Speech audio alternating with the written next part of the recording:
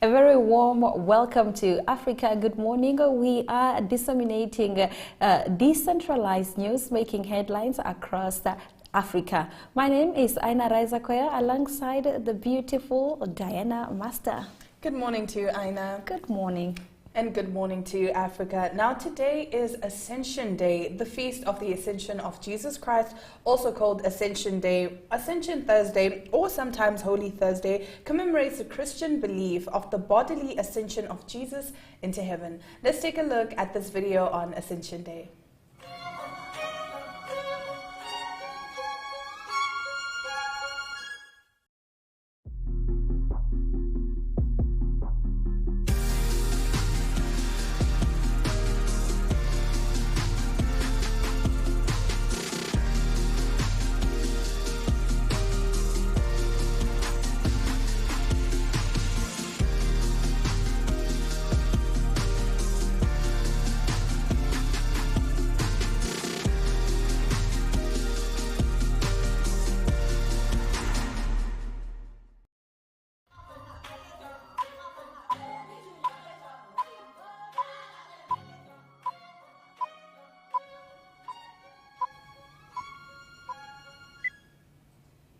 Let's get into our news this morning. UN says rich countries are putting children around the world at risk.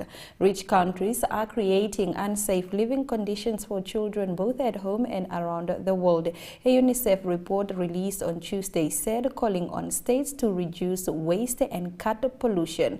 UNICEF's Innocenti Research Center studied 39 countries from the Organization for Economic Cooperation and Development and the European Union according to different criteria, including pesticides use, home humidity, lead exposure, access to light, and waste generation. While Spain, Ireland, and Portugal formed relatively well, none of the countries we studied were found to provide healthy environments for children, according to the report. The report noted, however, that less wealthier countries in Latin America and Europe had a lower impact on the general state of the planet compared to some wealthier states studied. Now moving on to a rather disturbing story. Gunman kills 19 children, 2 teachers at Texas elementary school. A teenage gunman killed at least 19 children and 2 teachers at an elementary school in Texas on Tuesday, prompting a furious President Joe Biden to denounce the U.S. gun lobby and vow to end the nation's cycle of mass shootings. The attack in Uvalde, a small community about an hour from the Mexican border, was the deadliest U.S. school shooting in years and the latest in a spree of bloody gun violence across America. Texas Governor Greg Abbott, addressing an earlier news conference, named the suspect as Salvador Ramos, an 18-year-old local resident and a U.S. citizen. He shot and killed horrifically and incomprehensibly, Abbott said. Texas Department of Public Safety officials told CNN the gunman is believed to have shot his grandmother before heading to Robb Elementary School around noon, where he abandoned his vehicle and entered with a handgun and rifle wearing body armor. The gunman was killed by responding officers, the official said, adding later 2 adults also died in the attack. Footage showed small groups of children weaving through parked cars and yellow buses, some holding hands as they fled under police escort from the school, which teaches students aged around 7 to 10 years old. It was the deadliest such incident since the 2012 Sandy Hook shooting in Connecticut, in which 20 children and 6 staff were killed. In our next story, thousands flee as conflict between Congolese Army M23 rebels continues. Thousands of people have fled as fighting between the Congolese Army and M23 rebels continued in the territory of Nyiragongo, near Goma, the capital of North Kivu. On Sunday, the United Nations denounced a deliberate M23 attack on peacekeepers and the armed forces, who they said responded in accordance with their mandate. Alain Monduzi, who has also been displaced, had a message for President Felix Tshisekedi. I'd like to tell our President, Master Felix, that we are tired of war. We ask that he looks to save us from this suffering. Local authorities believe that the latest attack in the village of Buhuba was the work of the M23 rebels who came from the border with Rwanda. It is thought they went trying to occupy the strategic region, which is close to the city of Ngoma. Now, on Monday, the Rwandan army accused the Congolese forces of having launched bombs into its territory and requested an investigation. The spokesman of the governor of North Kivu has denounced it as a dramatization of the situation by the Rwandan forces. Now, 4 of 8 missing miners found dead in Burkina Faso. The dead bodies of 4 out of 8 miners have been found at a zinc mine owned by Trevali Mining Corp in Burkina Faso, which flooded on 16 April, the government said on Wednesday. Rescue workers on 17 May found no survivors in a chamber in the mine located around 570 meters below ground, where there had been hope during a month-long search that the men might have found refuge. Fraught relatives have continued to gather at the site in Sangui province, even after the rescue teams pumped out enough water to reach the rescue chamber and found it empty, quashing hopes of finding their loved ones alive. Government spokesperson Lionel Bilgo said in the statement that unfortunately, after 39 days of intense research, the lifeless bodies of 4 miners were found. Search teams are still looking for the other 4, the statement added. In our next story, as hunger bites in Somalia, babies start to die. After rains failed for 4 consecutive seasons, the worst drought in 40 years has shriveled the beans and maize and dotted the scrubland with the corpses of their goats and donkeys. With global focus on Ukraine, aid agency and the other United Nations are desperate to attract attention to the calamity they say is shaping up to be comparable to Somalia's 2011 famine. More than a quarter of a million people died then, mostly children under 5. There is only enough cash for about half the people in the Kasaveri camp. Abdullah's family is not one of the lucky ones. Many have not seen anything like it since the early 1990s, when a famine helped trigger a disastrous U.S. military intervention in Somalia that ended notoriously with the shooting down of the Black Hawk helicopter. Earlier intervention is crucial to starving of the famine looming over 6 areas of Somalia. Getting food out fast meant that the drought in 2017, worse than the one that caused the 2011 famine, cost under 1,000 lives.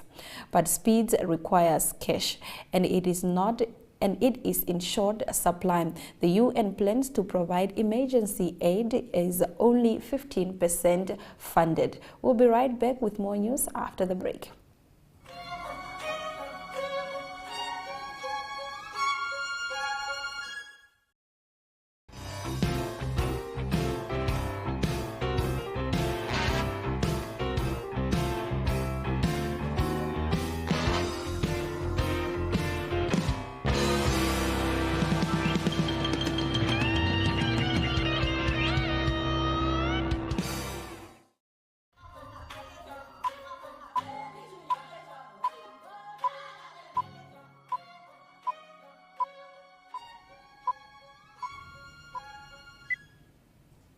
You're watching Africa Good Morning. Getting into the second half of our top stories, Ghana startup strives for greater African representation in cancer research. Yimachi Biotech is a Ghanaian research and diagnostic startup that pathologist Kafui Akakpo thinks could change African cancer studies forever. Data on cancer in Africa is scarce. While more than 17% of the world's population, only 2% of genomic study participants worldwide are of African descent, according to the U.S. Department of Health and Human Services. Yet cancer is a growing problem on the continent, with a recent University of Tunis study projecting African mortalities to exceed the global average by 30% in the next 20 years.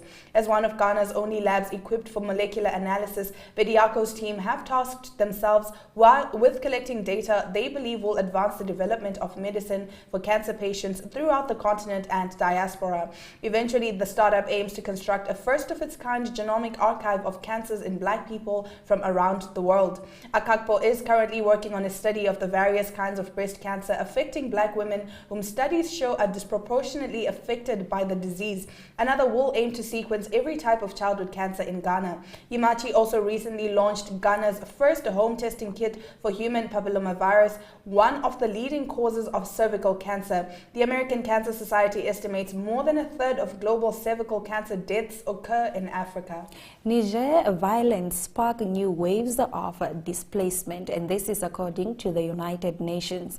An uptick in suspected jihadist attacks in western Niger has since January forced more and more people to flee their homes.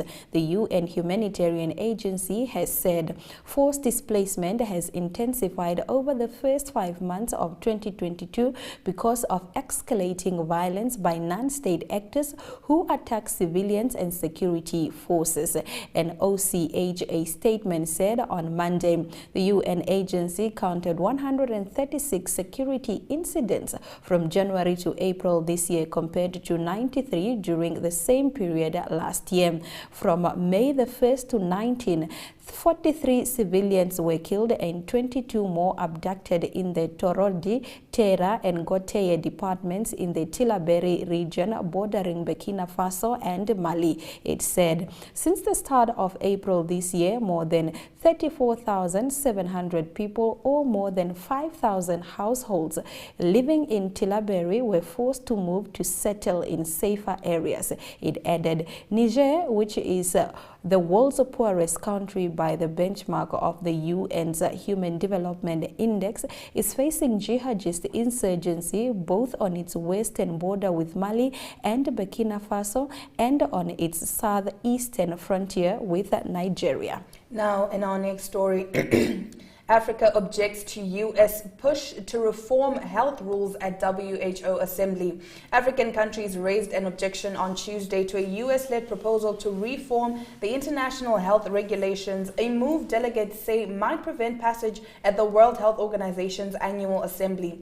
If Africa continues to withhold support, it could block one of the only concrete reforms expected from the meeting, fraying hopes that members will unite on reforms to strengthen the UN Health Agency's rules as it seeks a central role for itself in global health policy.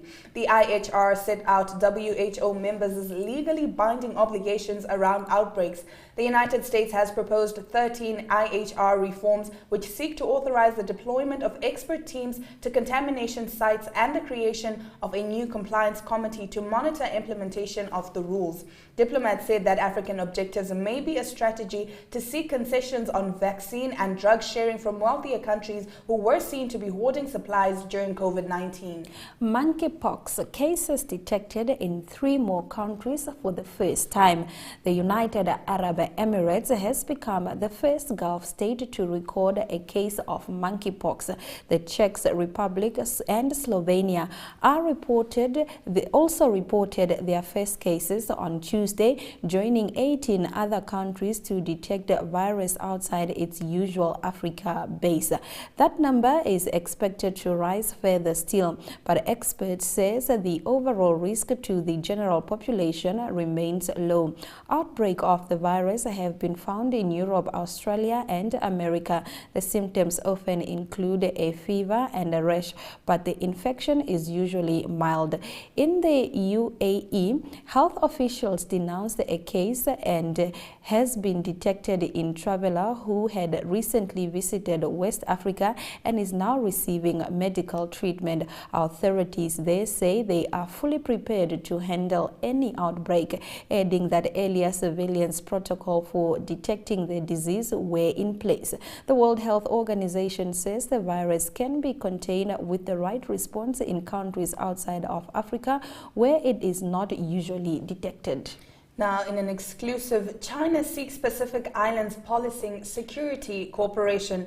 China will seek a region-wide deal with almost a dozen Pacific islands covering policing, security, and data communications cooperation when Foreign Minister Wang Yi hosts a meeting in Fiji next week, documents seen by Reuters show. A draft communique and 5-year action plan sent by Beijing to 10 Pacific islands ahead of a foreign ministers meeting on May 30 has prompted pushback from at least one of the invited United Nations, which says it showed China's intent to control the region and threatens regional stability. In a letter to 21 Pacific leaders seen by Reuters, Federated States of Micronesia President David Panuelo said his nation would argue the predetermined joint communique should be rejected because he fears it could spark a new Cold War between China and the West.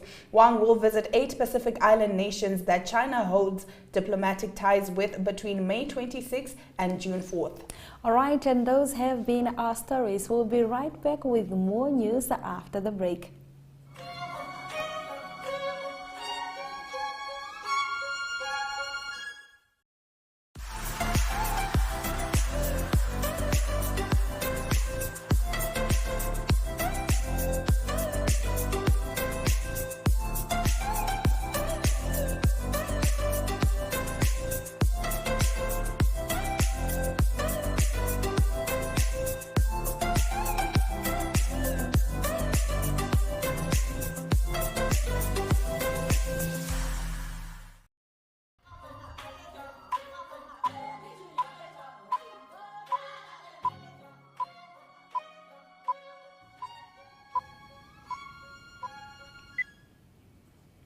Now, of course, yesterday we celebrated Africa Day, and keeping in line with that, the Turkey Africa Media Summit organized by the Turkish Presidency's Directorate of Communications started in Istanbul yesterday. The event is organized to coincide with the celebration of Africa Day on May 25th and is attended by 80 journalists from 45 African countries, as well as African diplomats and executives of state institutions, academics, private executives of state institutions, private sector representatives, and non-governmental organizations representatives.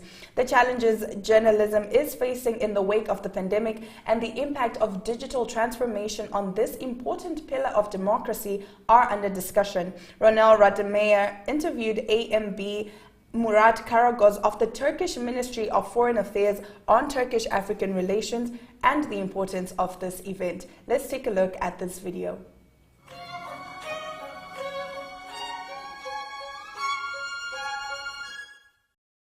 Here with Ambassador Murat Karagöz from the Ministry of Foreign Affairs in Turkey. Today is the 25th of May and the Turkey Africa Media Summit starts in Istanbul today. Ambassador, what is the importance of this summit and what topics will be dealt with? Thank you, but first of all, let me congratulate the entire African continent as well as those who celebrate in Turkey the African Day. Happy African Day to all of us. Turkey attaches great importance to Africa. Africa is a rich continent, vast resources, rich culture, rich history, and strong human ties with Turkey.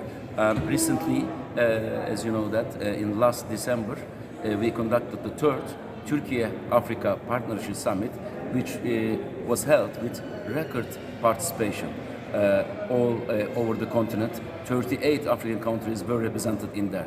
As far as this one is concerned, so the Directorate of Communications intended to hold the summit, which is of crucial importance, this time to bring officials, NGOs, media people, be it from traditional media or social media or digital media together to discuss the issues of common concern. So therefore, we are here and we look forward to having this wonderful event. There will be 6 or 7 different panel discussions. Exactly. You are also one of the moderators for one of the panel discussions. Can you elaborate on the topics a bit? Yes, so we are so pleased that the Director of Communications tasked me to moderate one of the discussion. The panel title that I'm going to chair is that Journalism under the Digital Siege. As we know that digitalization came not only with opportunities but also with a lot of challenges. One of them is basically the notions disinformation. Actually, it comes with misinformation and malinformation. Taken together with the pandemic era, we have also a new concept of infodemic. So I'm going to discuss with panelists from different parts, namely from Turkey, from Senegal, from Namibia, as well as from Guinea, who some of them represented traditional media, some of them radio, some of them social media phenomenon, to discuss how to deal with this, how to fight against this important challenge, and in the maybe first instance, and then maybe ask their personal experience in this respect. What could be done? Taken together the new technological opportunities, including artificial intelligence, for instance. So therefore, I guess that it will be quite an interesting panel discussion. Ambassador, Turkey has an embassy in Namibia. You have very good relationships with all the African countries. How do you see the future of Turkish-African relationships? I guess that the future is bright. So today, Foreign Minister Çavuşoğlu crafted an important article, which I believe will be published in the African continent in one of the important media outlets as well. Here, basically, he emphasizes this as well. So we are the hope of Africa, and we are strong partners. So therefore, I see the future of Turkey-Africa in all senses. I mean, political, cultural, economical, and in media relations, quite bright. Thank you very much, Ambassador. Thank you so much.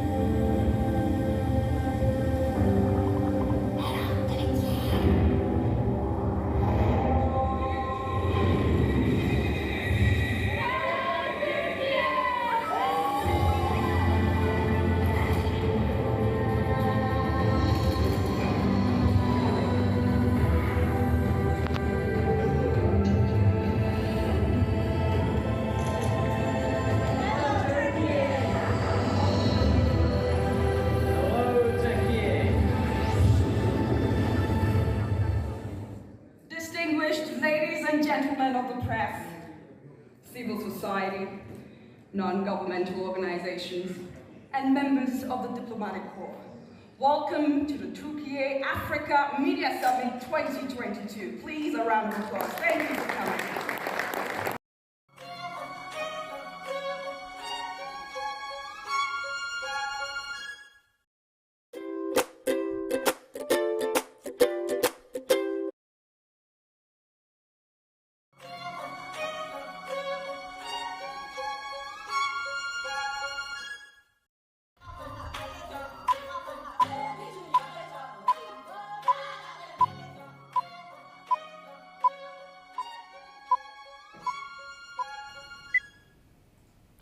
Thank you for watching Africa Good Morning. Now, the Zimbabwe Constitutional Court has revised the age of consent from 16 to 18. Talent Gore, who is in the House of Tone, has more on this story. Good morning, Talent. How are you doing? Please take it away.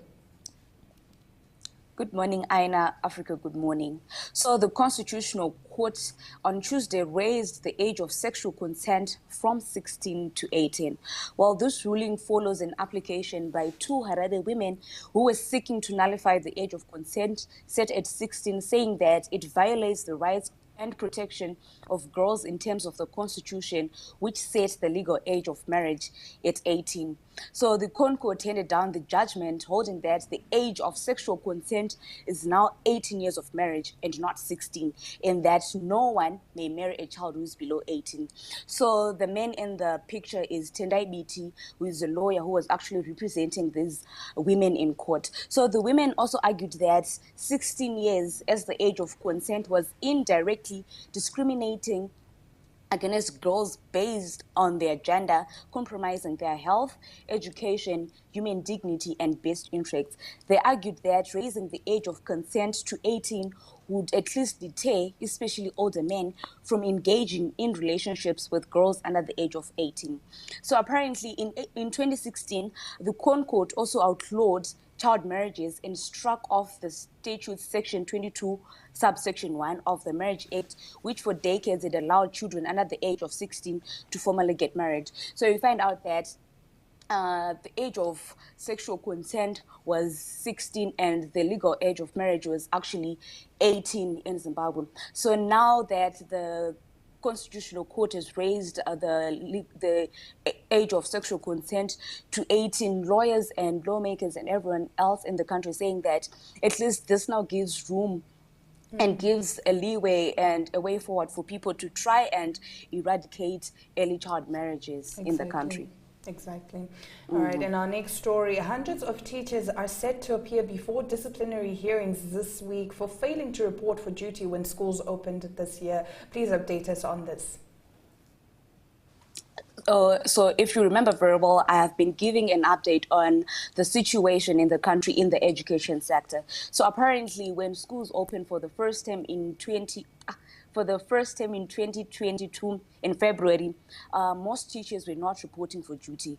So apparently hundreds of teachers are set to appear for disciplinary hearings this week. This also follows other punishments meted out on the educators, which include salary deductions under a no work, no pay policy. So Primary and Secondary Education Ministry spokesperson Taunga Nandoro confirmed the disciplinary hearing, saying that the hearings are fair and procedural because those who are appearing refuse to admit that they did not report for duty. So they're being afforded an opportunity to defend themselves and explain why they did not report for duty.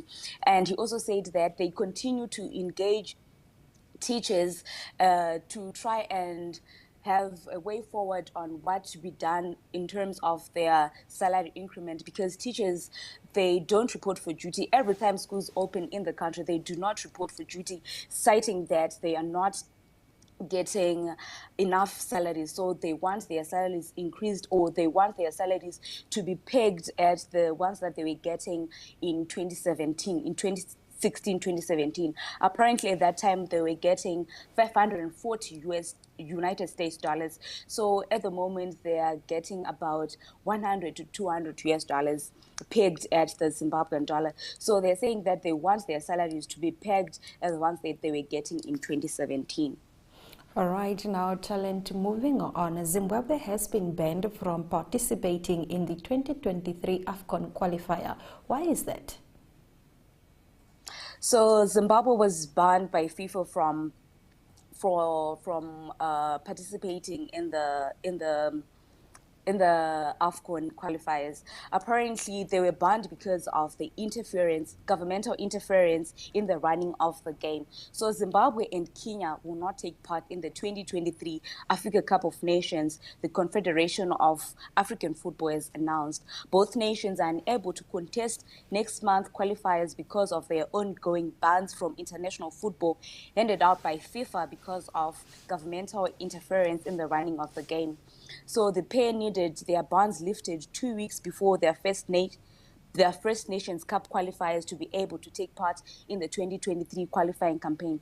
However, Zimbabwe and even Kenya, neither country has been able to gain readmission to the international fold because apparently the government is still interfering in the interference and in the governmental of football in the country. So Zimbabwe, who have been present at the last 3 finals, they were set to host Liberia in a week's time. So Zimbabwe's Group K has been reduced to just Morocco, South Africa, and Liberia. The bans imposed by FIFA in February came after both countries' governments stepped in to disband their respective federations. So it is a very sad moment in Zimbabwe because we have been participating in AFCON since 2004. So this is really, really heartbreaking for us as a nation.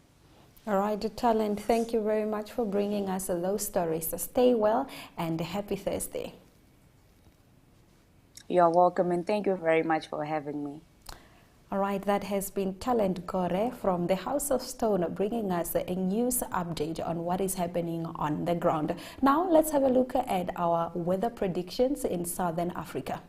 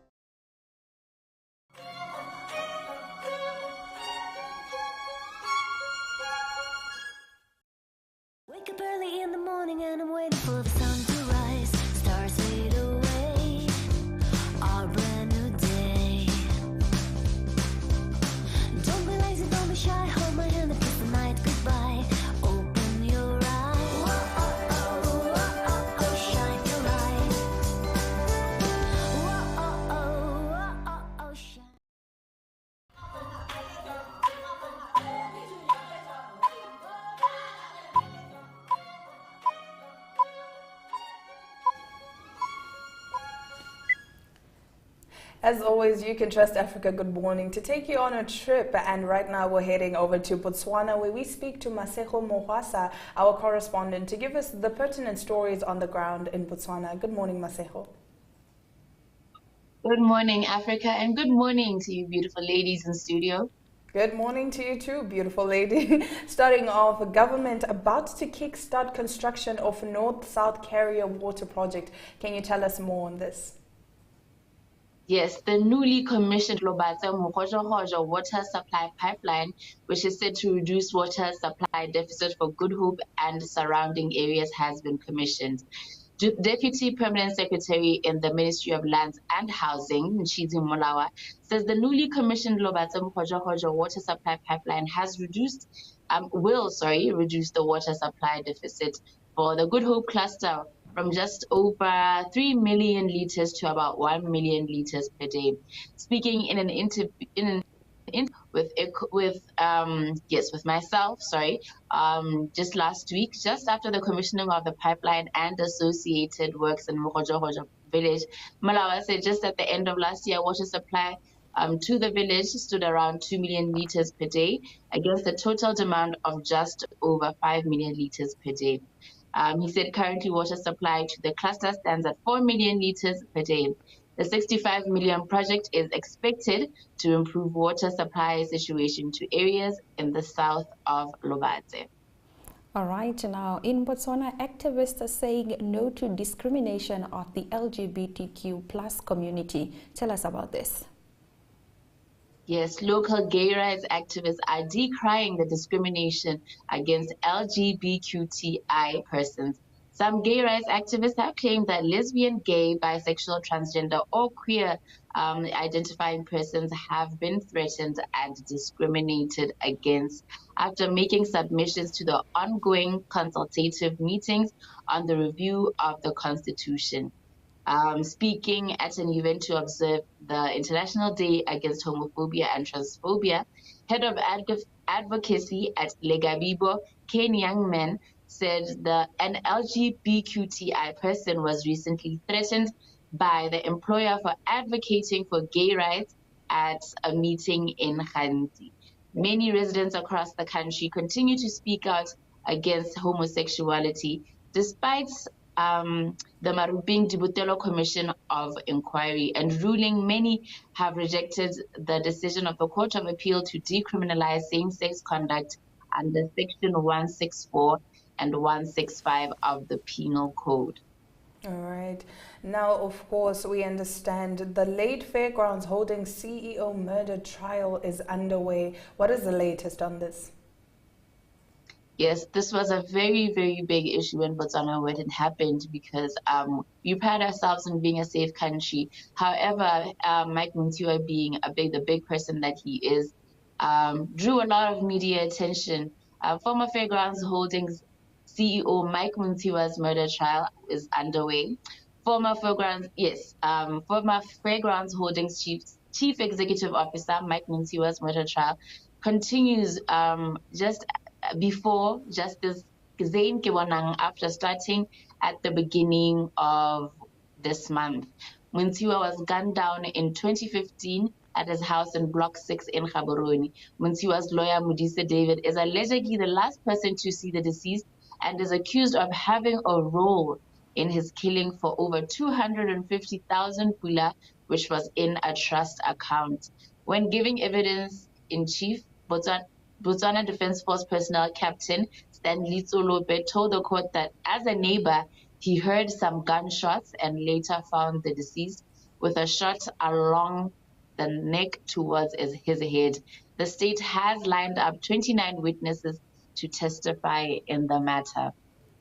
Of course, we'll be waiting for an update on this to see how the trial proceeds. That was Masego Mohwasa giving us the news on the ground in Botswana. Thank you so much, Masego.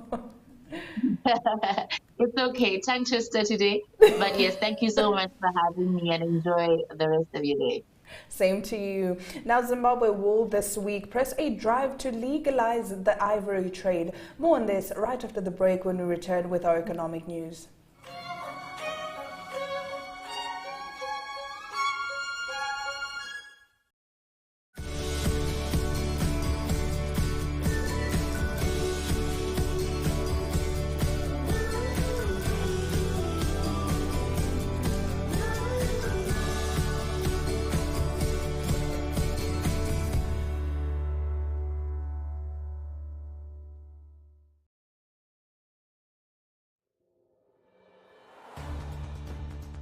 The Evening Review is a daily interview-based talk show that dissects and expounds on current affairs as they occur in Namibia. The show aims at reaching Namibians of all age groups who seek better understanding of the state of current affairs in the country.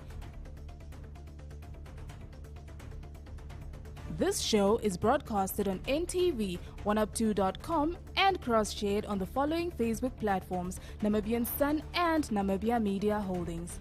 The Evening Review focuses on interviews, latest news and up-to-the-minute current events. Contact evening@synergy.com.na.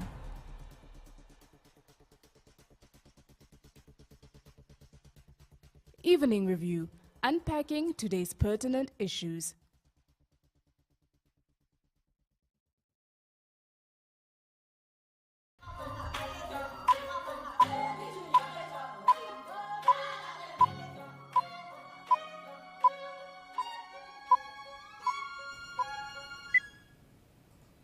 Let us get into our economic news right here on Africa Good Morning. Zimbabwe rallies allies to push for legal ivory trade.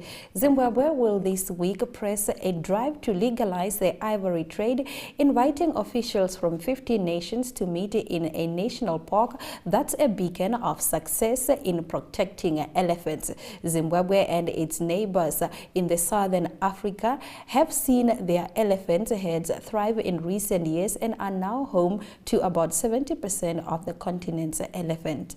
That's a markedly different story than it is in the rest of Africa, where poaching and habitat loss have seen numbers declining. Zimbabwe, by contrast, is home to 100,000 elephants, nearly double the number that conservationists say the country's park can support.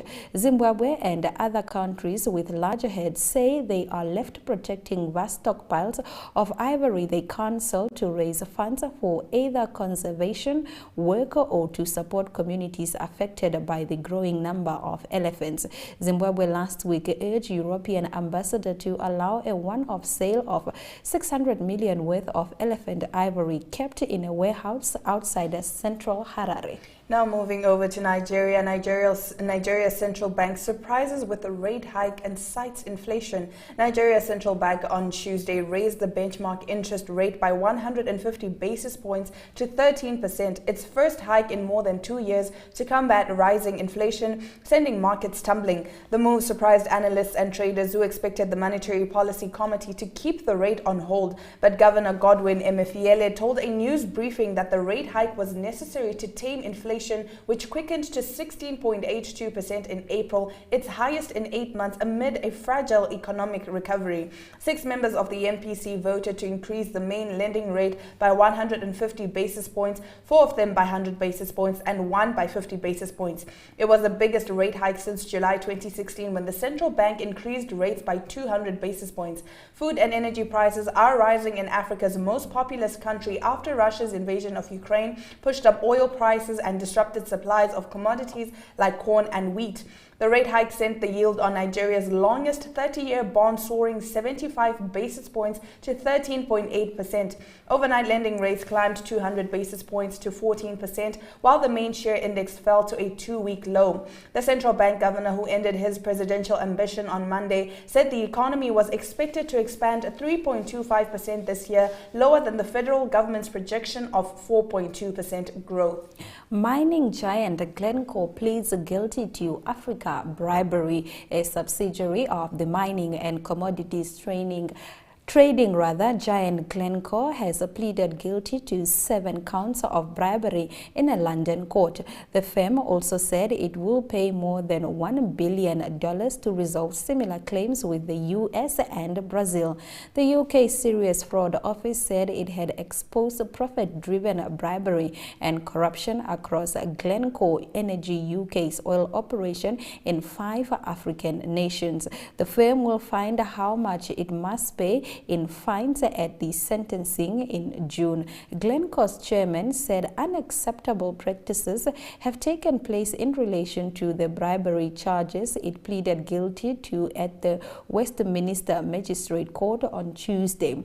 The company's agent and employees paid bribes worth $25 million for preferential access to oil with approval by the company between 2011 and 2016, the Serious Fraud Office said. The bribes were paid in Cameroon, Equatorial Guinea, Ivory Coast, Nigeria, and South Sudan, it added. Now in South Africa, full-blown national strike begins at SARS. The Public Servants Association and the National Education, Health and Allied Workers Union will commence with their strike at the South African Revenue Service on Wednesday morning. This follows last-minute efforts by the tax body to avoid a strike by offering to channel its savings from last year towards salaries. SARS held evening meetings with Labour earlier in the week to make this offer, but this proposal was evidently rebuffed. While PSA and Nehawu put SARS Commissioner Edward Keeswater on notice of the intention to strike earlier this month, unions reverted to picketing amid discussions on SARS' offer to channel savings towards salaries. Labour is demanding a CPI plus 7% increase, but SARS has told unions that this is unaffordable. SARS maintained that the 3 billion rand boost to the tax authority from Finance Minister Enoch Godongwana's budget did not account for wage increases. Nehawu spokesperson Lwazi Nkolisi confirmed to Fin24 that the strike would begin on Wednesday and that the union stands firm on its wage demand. All right, let's have a look at our economic indicators.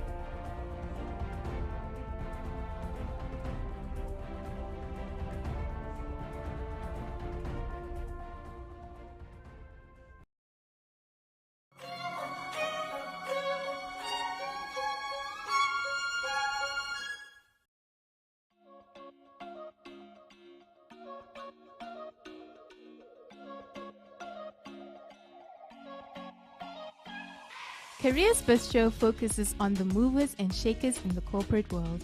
It takes the content of the Careers Hub that is inserted every Friday in the 3 NMH dailies, Republicane, Namibian Sun, and Algemeine Zeitung, to viewers on social media.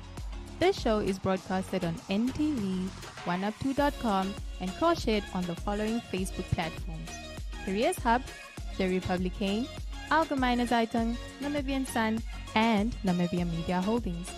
Careers Bistro focuses on car interviews, career motivational videos, the ups and downs of different careers, keeping in touch with business and more. For career-related content or advertising queries, please contact zone@synergy.com.na.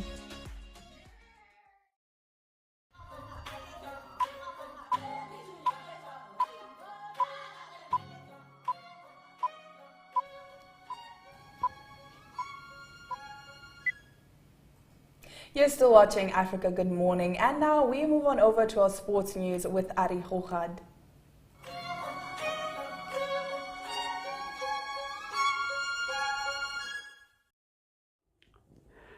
Good day, everyone. Time for international sports news, and starting off with Roland Garros. It is still the still the first week of the big major on tennis. It is in Paris. It is one of the 4 majors, and this one is on clay. News from the tournament at the moment is that Jo-Wilfried Tsonga from France. He is one of the local favorites.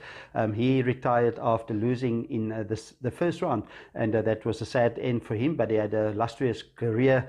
He went out to Casper Ruud. He had a tough draw playing against the 8th seed in the first round, and he lost 6-7, 7-6, 6-2 and 7-6.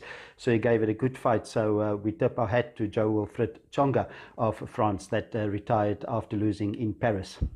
Other results from the first round in the men's division is that Stefanos Tsitsipas is through. He's the number 4th seed. He had a difficult start, lost the first two sets against Lorenzo Musetti of Italy, but came back to win the last 3 sets by 6-2, 6-3 and 6-2 to advance to the next round. And also through some of the higher seeds that I can mention quickly is Andrei Rublev is through, and also Denis Shapovalov he is also through. Denis Shapovalov lost, unfortunately. That is the number 14 seed.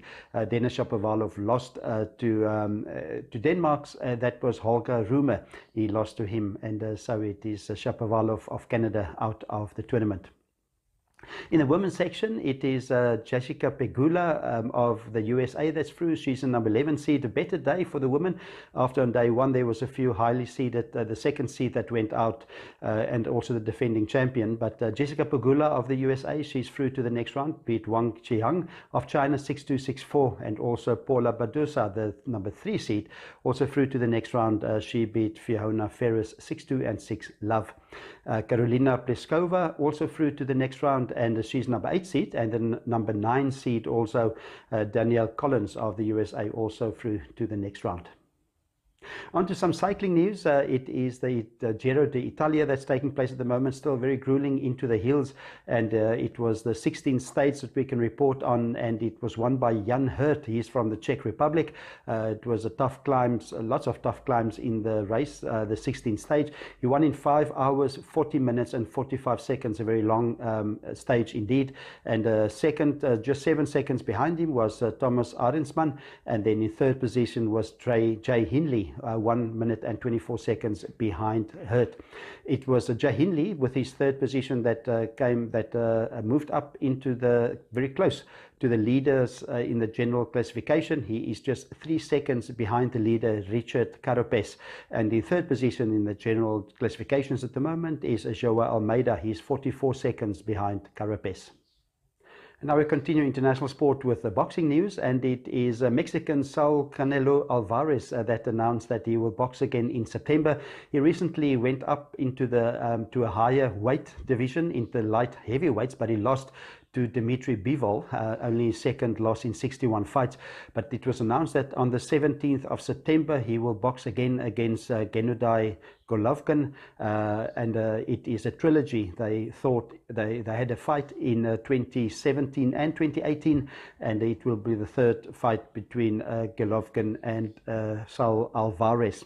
And the first fight in 2017 was a controversial draw, and then in 2017 it was Alvarez that won a very tough fight as well. They will fight in the middleweights, and that is probably the best weight for Saul Canelo Alvarez. I mean, he's 31 years old. So that fight will be the 17th of September. The venue will still be confirmed. Also, to close then on international sport news, some cricket news. It is Australia Cricket that announced that Daniel Vettori is experienced, the former spin bowler of New Zealand. He will join the Australian coaching staff on a permanent basis as the bowling coach, and he will join the current coach Andrew McDonald. And Andrew McDonald in February took over from Justin Langer as Australia's coach. Seems like New Zealand coaches is high in demand, and also the New England coach is Brendan McCullum, also from New Zealand. Talking about New Zealand cricket, New Zealand tour England, and they're already there, and their first test that will be at Lord's will be on the 2nd of June, the first of 3 5-day tests that will be played against England. So that's international sports news for now. Hope you have a great sporting day, and we talk again tomorrow. Goodbye.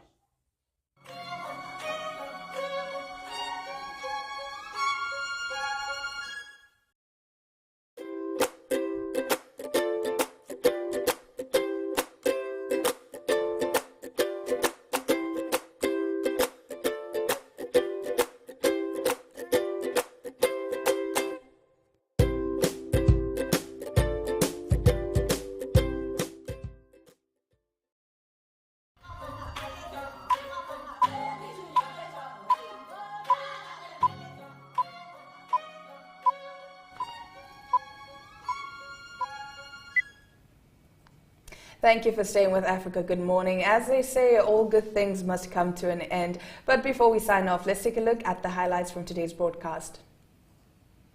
UN says rich countries are putting children around the world at risk. Gunman kills 19 children, 2 teachers at Texas elementary school. Thousands flee as conflict between Congolese army and M23 rebels continues.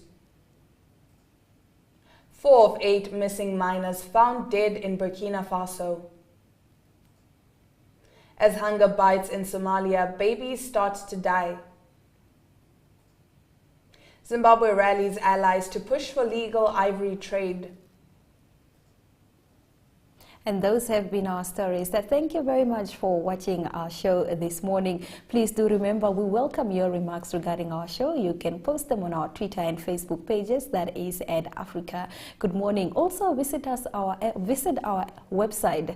It's called OneUp2, and there you can watch you can watch all our shows here on NMH. We also screen on DSTV channel 285 as well as Gotv channel 94. And on that note, is all our love, all our light.